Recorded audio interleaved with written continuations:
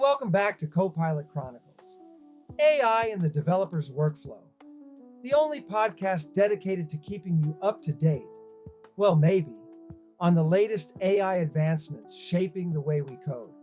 I'm your host, David Rammel, and today we're diving into the wild world of vibe coding, agentic AI, and Google's answer to Microsoft and GitHub's AI dominance. Let's get started. So, vibe coding, huh? What is it good for? Well, it seems to be taking over the software development world. I wrote a piece about the top vibe coding extensions for VS Code. And let me tell you, finding relevant tools in the VS Code marketplace was like searching for a needle in a haystack. I mean, searching for vibe coding literally returned only 11 results. 11! But as more and more devs tag their creations with the term, I expect that to change. But there are some good tools out there, so check them out in the article. Anyway, vibe coding, if you don't know, started with OpenAI's Andrej Karpathy, and it's all about using AI, large language models tuned for code, to generate software from a few simple prompts. The idea is to shift the programmer's role from manual coding to guiding, testing, and refining the AI-generated source code. Short musical. Speaking of vibe coding, I also wrote up a quick tip for faster vibe coding with Agentic AI in VS Code, based on a suggestion from GitHub CEO Thomas Domke. He highlighted the use of tools in VS Code's agent mode, which lets GitHub Copilot invoke tools like editing files, running terminal commands, and applying code refactorings in response to natural language prompts. Domke's tip?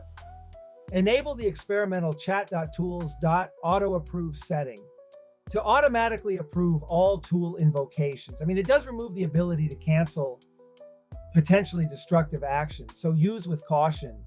Okay, so what's Google been up to? Well, they're not just sitting on the sidelines. I covered how Google is countering GitHub and Microsoft with their own Jules agent and enhanced Gemini AI.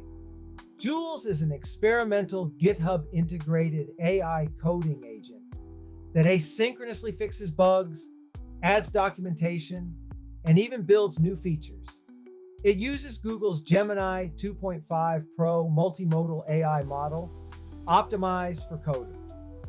Google also unveiled a suite of new AI tools, models, and platform enhancements, including Gemini 2.5 Flash for faster coding and reasoning, Gemini Diffusion for rapid text generation, and Gemma 3N for multimodal tasks on edge devices.